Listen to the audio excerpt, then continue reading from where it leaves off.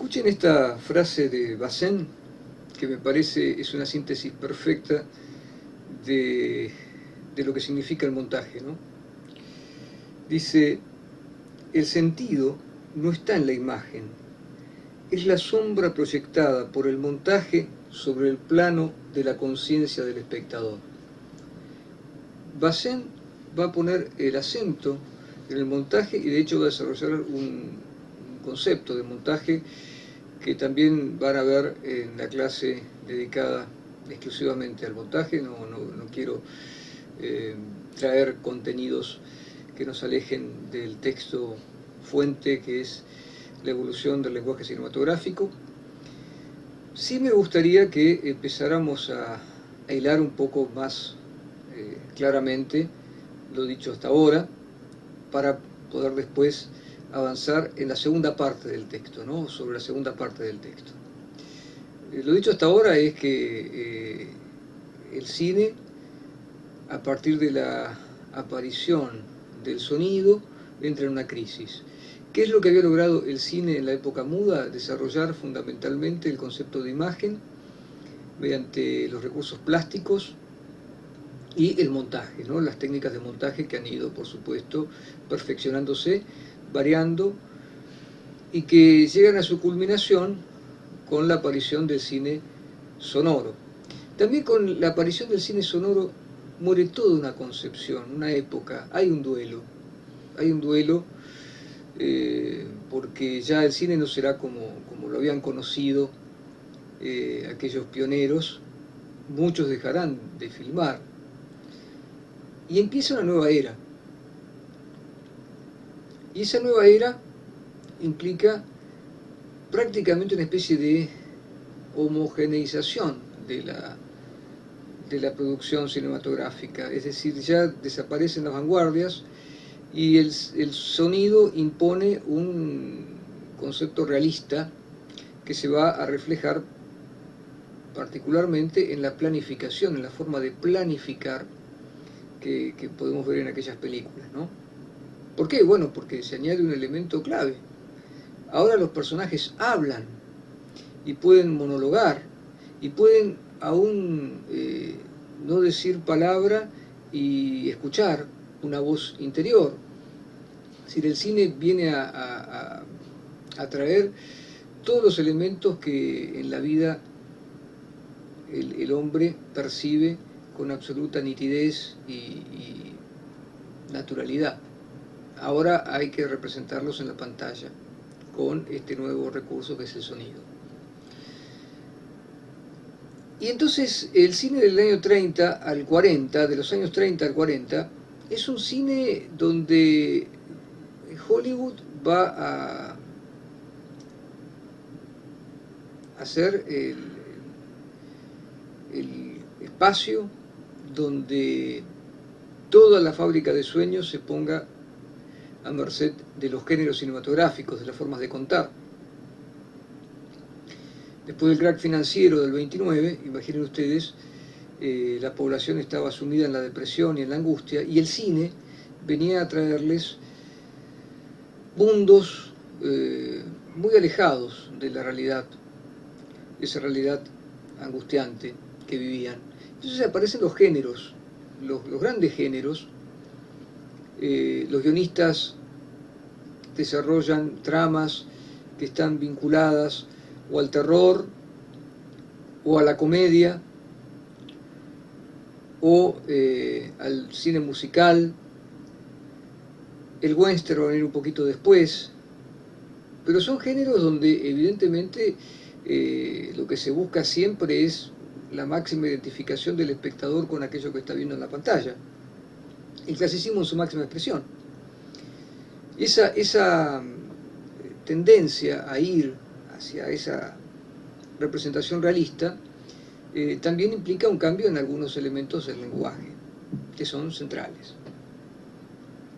Yo mencioné hacia el pasar el western porque un director muy importante de esa época, que fue John Ford, iba a ser en parte el pilar para que Orson Welles hiciera El Ciudadano, la gran película que menciona con mucha justicia André Bazin en su texto.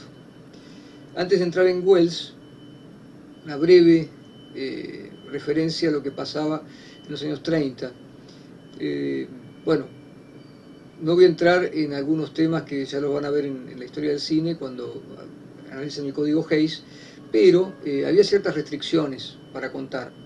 Y lo que no se podía contar explícitamente, había que contarlo implícitamente. Entonces así, muchos directores como Ernest Lubitsch, o Frank Capra, o Howard Hawks, por ejemplo, en Scarface, gran película del cine de gángsters, van a tener que ideárselas para sugerir. Y ahí la puesta en escena y el montaje van a ayudar mucho a revelar esa parte metafórica del cine que en esas películas está muy bien trabajada. Las formas de evadir la censura hacía que también tuvieran algunas ideas muy creativas estos directores que menciona Bazin. Y la segunda cinematografía del mundo, después de la de Hollywood, era la francesa, con el realismo poético francés, y donde aparecen directores como Julien Duvivier, sobre todo Marcel Carné, que para mí Carné es el director por antonomasia de esa época, con Jean Renoir, por supuesto. Cuando Jean Renoir estaba en un plano superior. Jean Renoir es el director francés más importante de la historia del cine.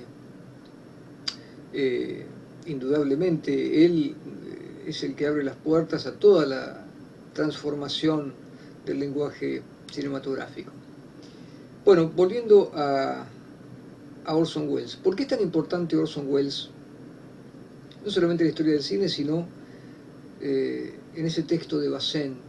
Bazin le va a dedicar un libro a Orson Welles, extraordinario, un libro de ensayos, que da cuenta de la importancia de Welles, porque en el momento en el que Bazin hace ese libro, había dirigido apenas 4 películas, pero bueno, eran obras maestras. Empezando por El Ciudadano, que la hace con la ayuda de un enorme director de fotografía llamado Greg Toland, extraordinario camarógrafo y además director de fotografía, ¿no? Iluminador extraordinario. Y Toland le va a sugerir a Welles utilizar el gran angular. ¿Qué pasa con esto? Bueno, Welles venía del teatro y se nota que venía del teatro porque algunas angulaciones de cámara muy pronunciadas, por ejemplo, esos contrapicados, hay fotos donde se ve que han tenido que modificar, romper el piso del estudio para colocar la cámara en esa angulación que hace que los personajes se muevan como si estuvieran a punto de pisarnos, como si estuviéramos nosotros en la primera hilera de butacas de un teatro, entonces lo viéramos acá, se están moviendo. Bueno, eso Welles evidentemente lo trae del teatro.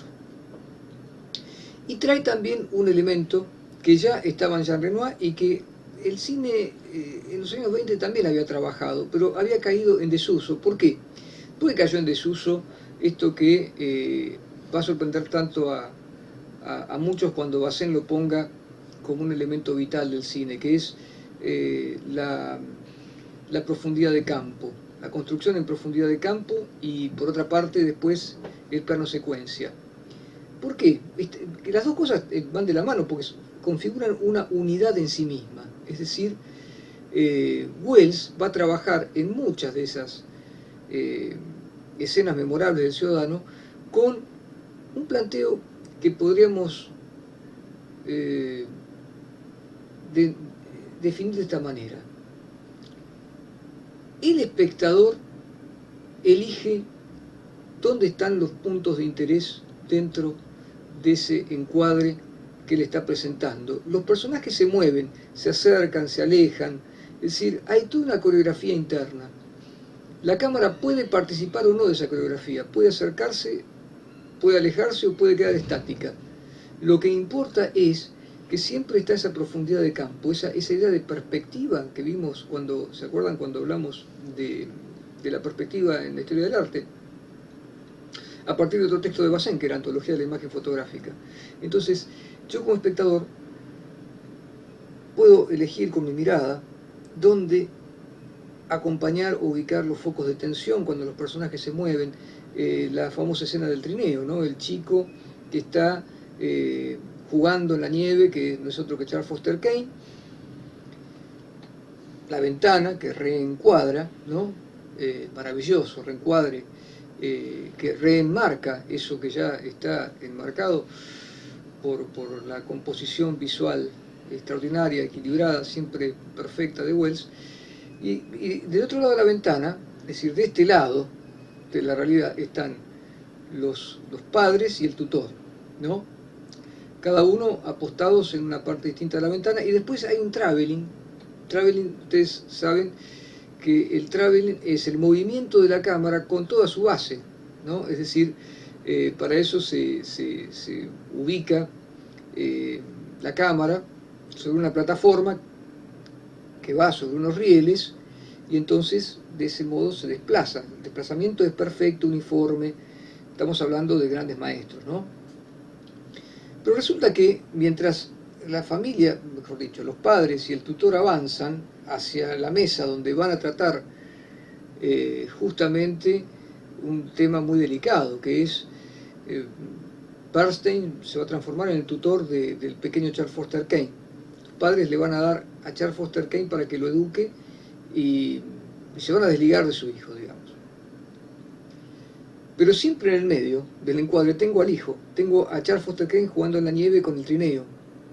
Nunca lo veo borroso, siempre lo veo con la nitidez que implica el uso de una lente que justamente Greg Toland va a utilizar mucho en Los Ciudadanos, que es el gran angular, y que permite justamente que yo vea con perfecta nitidez y sin ningún problema a un personaje que está ubicado muy lejos de la cámara, y que también genera un ritmo diferente, porque además está el ritmo estático de la familia que está hablando acá, o de los padres y del tutor, y él que se está moviendo, la nieve está jugando. Quiere decir que sin mover la cámara, porque cuando la cámara se queda en ese encuadre es maravilloso la polirritmia que esto genera, ¿no?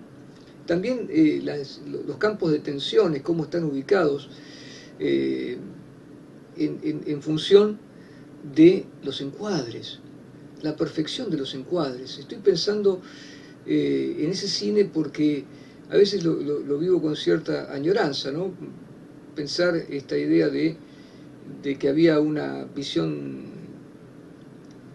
integral del cine, ¿no? Pero además, no solamente estoy hablando de la profundidad de campo, sino también de lo que significa el plano secuencia, porque en esa escena del chico jugando en la nieve y los padres en la casa, no hay cortes. Esta idea de filmar esa unidad dramática espacio-temporal sin cortes implica un gran virtuosismo, porque hay que tener un ajustado equilibrio en el movimiento de los actores, en la correspondencia de los elementos que articulan esos encuadres y esas situaciones. No es tan sencillo como muchos pretenden, ¿no? Por eso los ensayos y la compleja gama de recursos que utiliza Wells en Ciudadano. Pero es cierto que, y está muy bien donde pone el acento Bazin, ¿no? Es decir, el espectador siente que su mirada se libera también un poco de esa guía, de esa especie de manera tan acentuada que tiene el montaje, o que tenía el montaje antes de esta aproximación de Wells, de guiar la mirada del espectador. Ahora la mirada del espectador democráticamente puede sobrevolar el espacio y además esto de sentir que hay una armonía en los elementos que configuran la puesta en escena, pero que además esa armonía descansa sobre el hecho de que hay una fluidez interna que es muy difícil de lograr mediante el corte, porque el corte siempre uno lo percibe. por más invisible que sea, como quería Hollywood, el corte en algún momento siempre nosotros lo sentimos. Esto es importante porque se recupera entonces la profundidad de campo y se recupera esta idea de la unidad, ¿no? De la unidad que nosotros en el teatro la percibimos perfectamente, pero el cine adopta estos elementos, pero los transforma también. El lenguaje cinematográfico es un lenguaje que nace a la luz de otras influencias que ya hemos mencionado, porque también podemos decir que en la cadencia de los movimientos de los actores o de la cámara también hay una cierta musicalidad. Pero lo que quiero que sepan y tengan claridad sobre esto es que a partir del cine sonoro cambia completamente la forma de pensar la planificación y entonces la evolución se produce en el campo de una mayor injerencia del realismo. De hecho, no es casual que ya sobre el final del artículo, o del ensayo más bien, Bazin hable del neorrealismo italiano,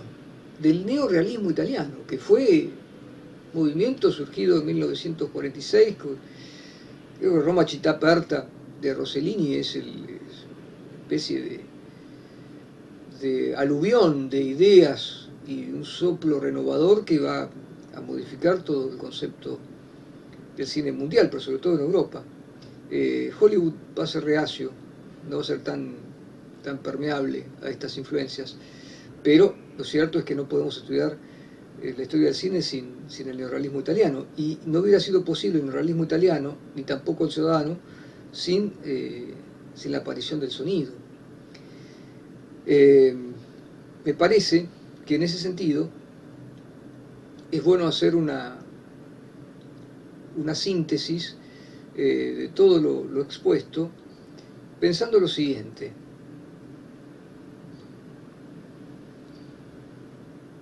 La forma de transformar que tiene el cine, sus recursos, en esa ventana abierta al mundo que quería Bazin, es a partir de una reformulación poética de la realidad. Porque es una reformulación poética de la realidad. No cabe dudas. Porque siempre está debajo de esa posibilidad, de esa condición que tiene la cámara extraordinaria para poder registrar lo que se mueve enfrente de la lente, siempre está la mirada, el trazo estético del director. Siempre está la injerencia poética del director. Y no es casual que hablemos de Bazin y que en el seno de la revista Cahiers du Cinéma que dirigía Bazin y que fundó Bazin, naciera la teoría del cine de autor, ¿no? Ahí se configura el concepto de autor, ¿no? Ya Orson Welles implica, como Renoir en su momento, implica una articulación del lenguaje donde uno puede encontrar cosas también que eran conquistas del cine mudo. Porque, por ejemplo, la influencia del expresionismo sobre Welles, ¿de dónde viene?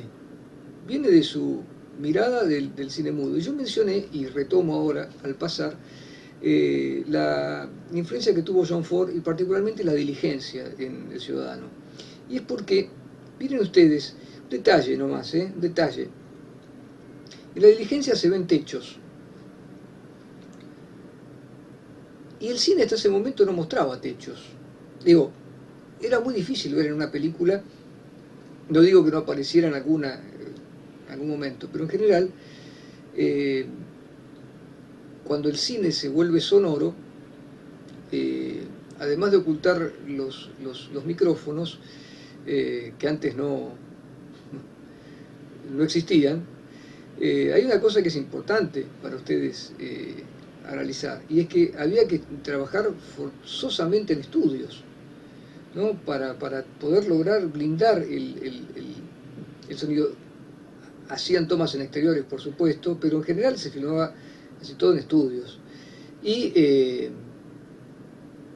los estudios tenían obviamente las luces ubicadas en los techos, ¿no? Es decir, evidentemente iluminaban como en el teatro, ¿no? De arriba hacia abajo. Ya lo van a ver eso cuando estudien el texto de Almendros.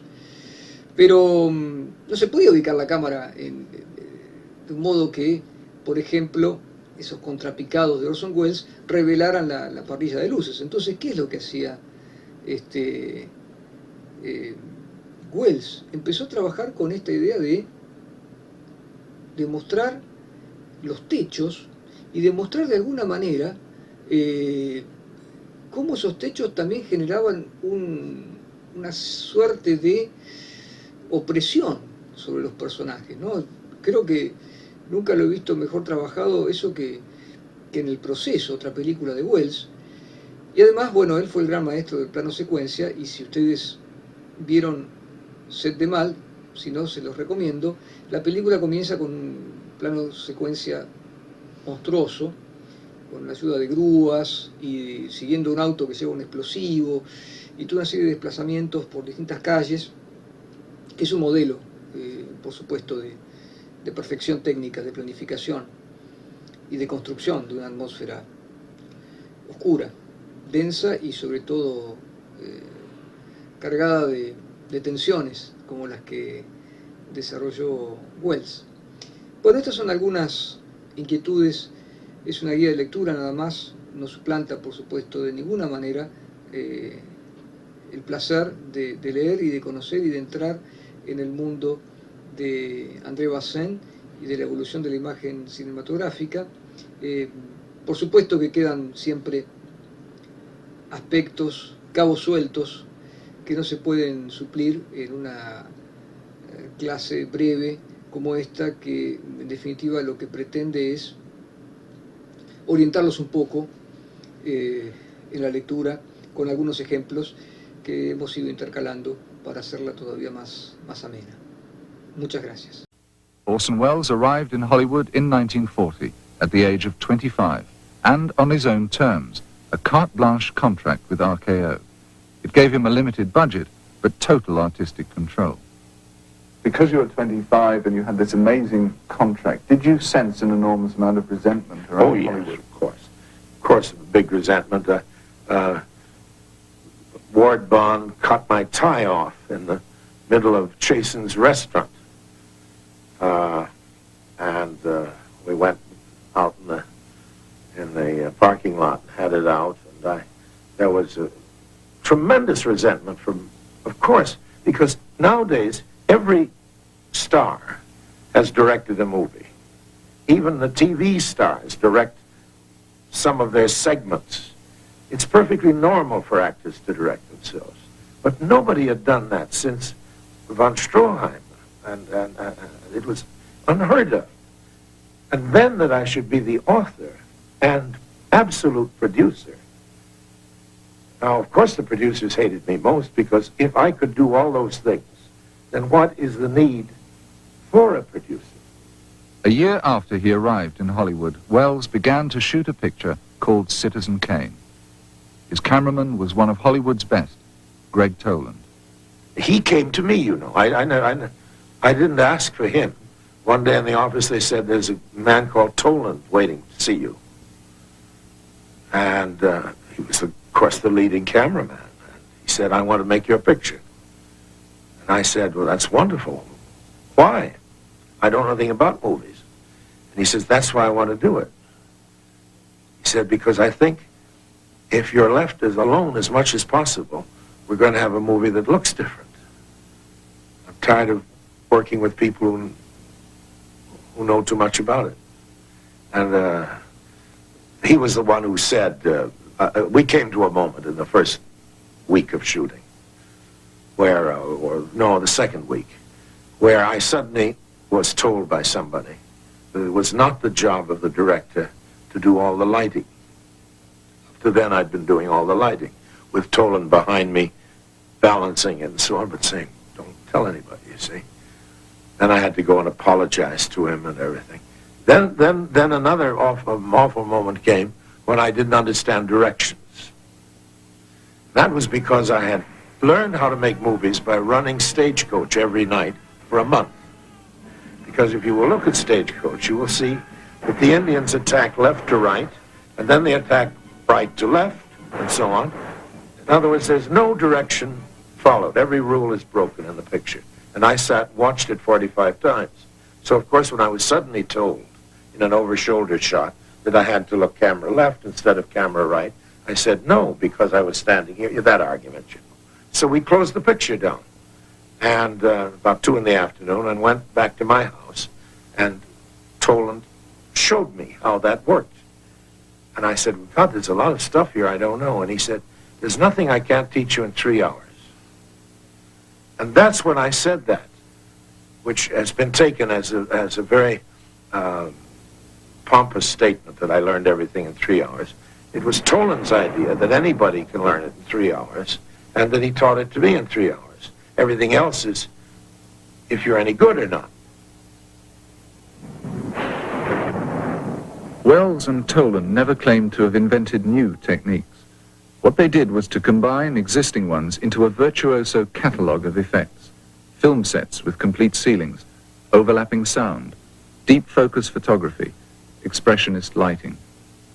And if you doubt Wells' own contribution to the look of Kane, as some critics have, look first at the lighting designs for his 1937 theatre production, Julius Caesar. This is 3 years before he went to Hollywood. And here's the sequence in the Thatcher Library from Citizen Kane. Pages 83 to 142.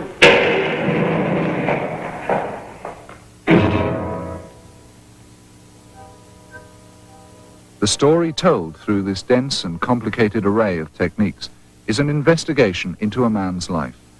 And Kane has seen at different stages of his life, from youth to old age, a bravura piece of acting by the 25-year-old Wells. Galleons of Spain off Jersey coast.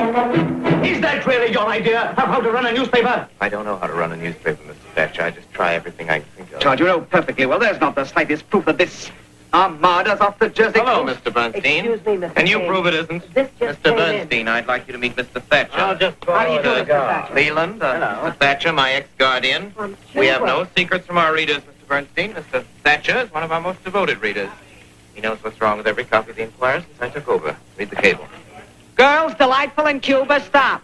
Could send you prose poems about scenery, but don't feel right spending your money. Stop. There is no war in Cuba. Signed, Wheeler. Any answer? Yes, dear Wheeler, you provide the prose poems. I'll provide the war. Come on, boys! We're Union Be careful, Charles. Kane. Pull your muffler around your neck, Charles. Kane, I think we shall have to tell him now. Yes. I'll sign those papers now, Mr. Thatcher. You people seem to forget that I'm the boy's father. It's going to be done exactly the way I've told Mr. Thatcher. There ain't nothing wrong with Colorado. I don't see why we can't raise our own son just because we come into some money. If I want, I can go to court. A father has a right to.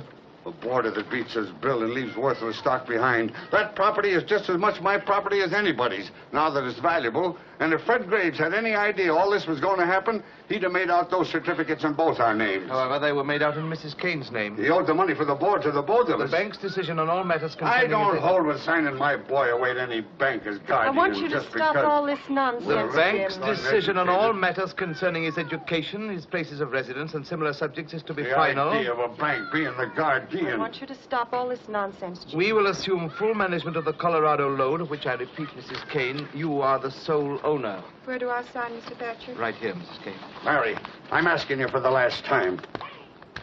Anybody'd think I hadn't been a good The husband, sum of a father. $50,000 a year is to be paid to you and Mr. Kane as long as you both live, and thereafter to the survivor. Well, let's hope it's all for the best. It is.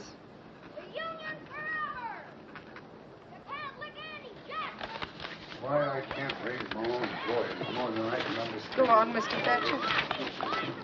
Everything else, the principal as well as all monies earned, is to be administered by the bank in trust for your son, Charles Foster Kane, until he reaches his 25th birthday, at which time he is to come into complete possession. Charles! Go on, Mr. Thatcher. Well, it's almost 5, Mrs. Kane. Don't you think I'd better meet the boy? I've got his trunk all packed. I've had it packed for a week now.